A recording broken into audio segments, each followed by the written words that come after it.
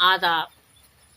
कई मेरे भाई, मेरे बच्चे, मेरे ये बहनें, ये लोग बोल रहे थे कि पम्मी बेगम बाढ़ इस बार फिर आई हुई है और पम्मी बेगम को कहीं देखा नहीं जा रहा।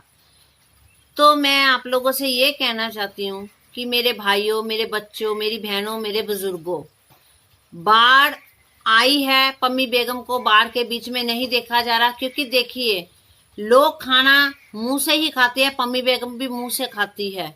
इसलिए कि ये कोई पहली बार बाढ़ नहीं आई, ये पहली बार बरसात नहीं हुई, ये पहली बार कटान नहीं हुआ। 2017 से मैं जब से लगातार इस लोगों की खिदमत में उतरी हूँ, मैं तब से देख रही हूँ कि हर साल कटान होता है, नदियां जमीनों को काट काट के ले जाती हैं, लोगों के मकान बह के चले जाते हैं। लेकिन हम लोग बरसात में आते हैं, बरसाती मेंढक की तरह लंबे लंबे वादे करते, लंबी लंबी बातें करते हैं, और फिर कटान खत्म, बरसात खत्म, हम लोग चुप, फिर हम लोग अंधभक्ति में अपना विश्वास रखते हैं। तो कहीं ना कहीं मैं इसमें किसी नेता या किसी विधायक, MP, MLA का कसूर नहीं, मैं अपना और अपने लोगों का ज्यादा कसूर मानती हूँ। क्यों मानती हूँ? इसलिए कि कटान कोई पहली बार नहीं हो रहा।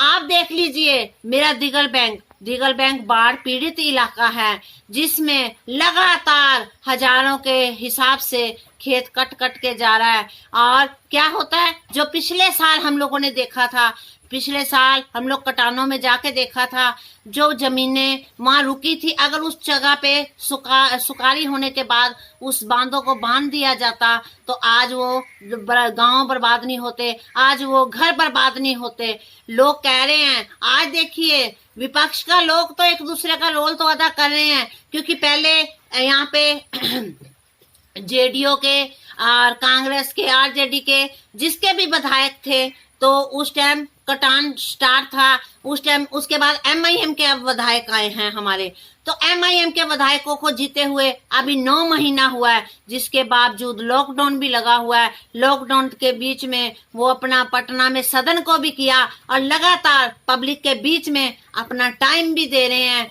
और जहां तक जितना हो रहा है, बारिश में कभी कटान रोका नहीं जा सकता, क्योंकि सुखारी में ही ये काम होता है।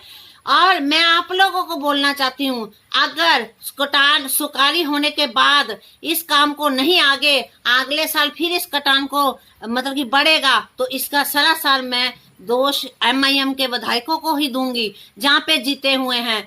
तो वो तो बाहर की बात होगी, मैं दूसरे विधानसभा की बातें क्यों करूं? मेरा अपना घर लुटा हुआ है, मैं दूसरे के घर की बात क्या करूं? मेरा अपना ठाकुरगंज हर जगह से कटान का सामना कर रहा है और कटान के द्वार पे है, और ऊपर से विधायक जी को फोन लगाया जाता है। कल वो वीडियो सुनने के बाद बहुत अफसोस लगा कि विधायक जी कहते कि चंदा, हमें चंदा नहीं चाहिए विधायक जी, हम अपना हक मांगते हैं, हमारा हक हमारा छीन के लाइए आप। मैं मानती हूँ आप भी अभी विधायक बने 8-9 महीना हुआ आपको, लेकिन इसके लिए आगे की जिम्मेवारी लीजिए। आपको सुखारी में इस काम को कैसे आगे बढ़ाना है।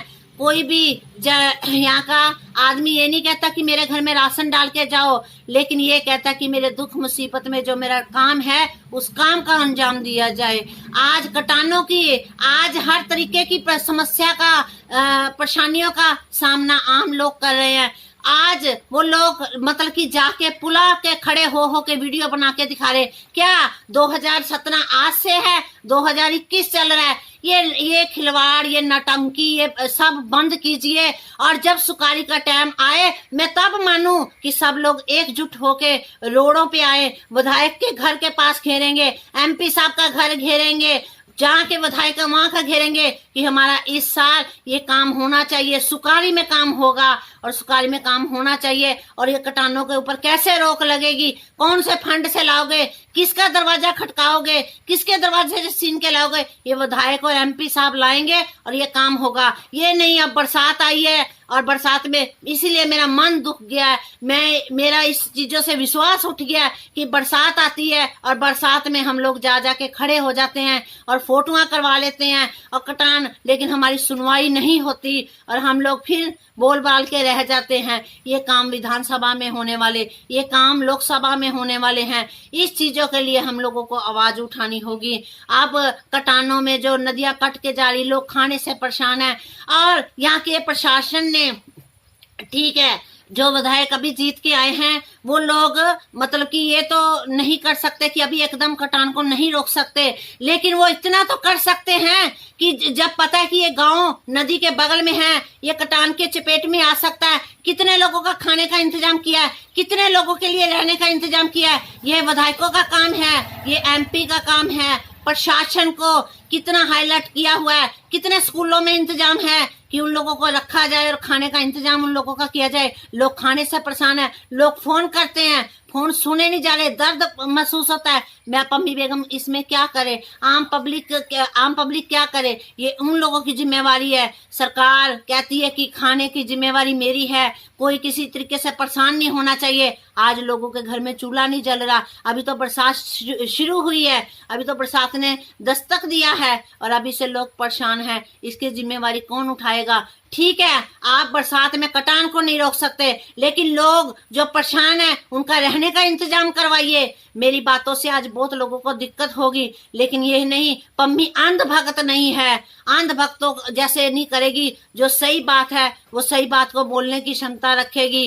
इसलिए इस साल जब भी सुखाड़ी आए, सुखाड़ी के बाद आप लोग एक सट्टा होके जहाँ जहाँ पे कटान होते हैं, थोड़ा टाइम देना होगा, वक्त देना होगा, बाहर निकलना होगा। बाहर निकलोगे, इन कटानों के खिलाफ एक आंदोलन करेंगे ताकि आने वाले साल हम लोगों को इन परेशानियों का सामना न करे। लोगों की जो जमीनें कट के गिरी हैं वहां पे रोक लगवाने का काम करें। अभी जितने भी आएंगे अपना अपना सुनाएंगे, फोटो खींच के चले जाएंगे, क्योंकि 2017 से मैं ये देख रही हूँ। मैंने भी बहुत कोशिश की, 3 साल लगातार बाढ़ जहाँ पे भी आई वहां जाके बोली, लेकिन कुछ नहीं होता। कागजों में लिख के DM साहब के वहां तक देते गए, लेकिन हम लोग सिर्फ लिखत में दे सकते हैं। वहां पे कार्रवाई करने वाले तो आराम से कान में तेल दे के सोए हुए हैं।